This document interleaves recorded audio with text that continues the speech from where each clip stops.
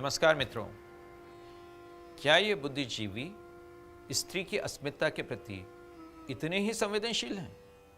यदि उन्हें सीता के साथ किया गया दुर्व्यवहार पर्याप्त नहीं लगता है, तो कम से कम वे वाल्मीकि ने रावण के अंतःपुर के जो बहुत विस्तृत विवरण दिए हैं उन्हें ही पढ़ लें। देखें कि वहाँ की स्त्री किस हद तक अवमानवीकृत हो गई है। देखें कि कैसे वो एक संख्या में, एक चीज मात्र में बदल के रह गई है। देखें कि वो किस गिरी हुई आत्मश्रद्धा के साथ रह रही है। देखें कि किस तरह से वे अपने आप को एक नशे में धुत रखकर ही जीवित रह सकती हैं।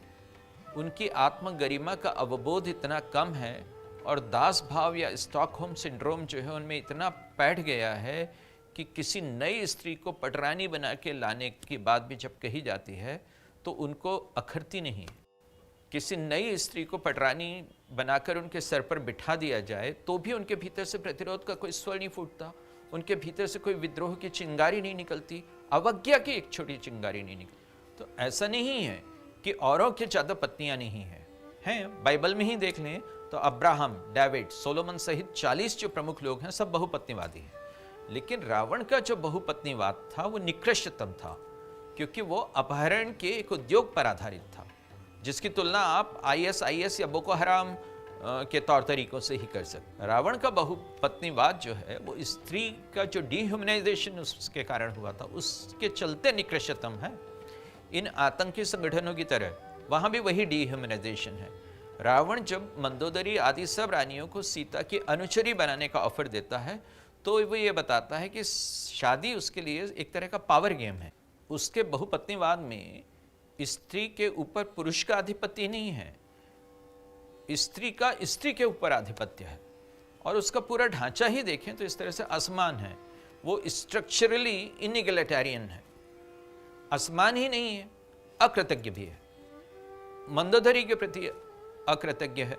जो मंदोदरी शुरू से आखिर तक अपने पति का भला चाहती है, जिसने हर संभव मौके पर अपने पति को सन्मार्ग दिखाया है, जिसे हमारी परंपरा ने पंचकन्याओं में गिना है, उन पंचकन्याओं में जिनके प्रातःकालीन स्मरण मात्र से पापोन्मोचन होता है, और जो न केवल सीता हरण का बल्कि रावण द्वारा नवग्रहों को बंदी बनाने और वेदवती को अपवित्र करने का भी विरोध करती है, उस मंदोदरी को यह रावण दासी तक बनाने को तैयार है।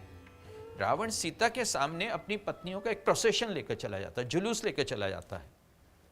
माने वह बताना चाहता है कि जैसे ये इतने सारी स्त्रियां जो हैं वो उनका कमोडिटाइजेशन हो गया है, तो अब सीता भी कमोडिटी की तरह उस जुलूस में शामिल हो जाएगी।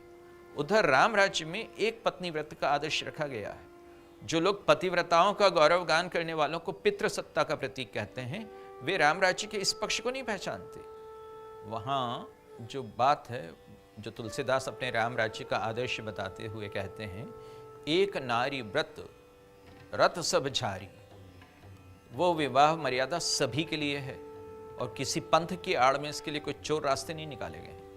वो राम राज्य है। रावण को अनार्य या द्रविड़ सभ्यता का प्रतिनिधित्व बताने वाले विश्वविद्यालय वो भी देख लें कि पैट्रियार्की के असल समर्थक तो वो हैं।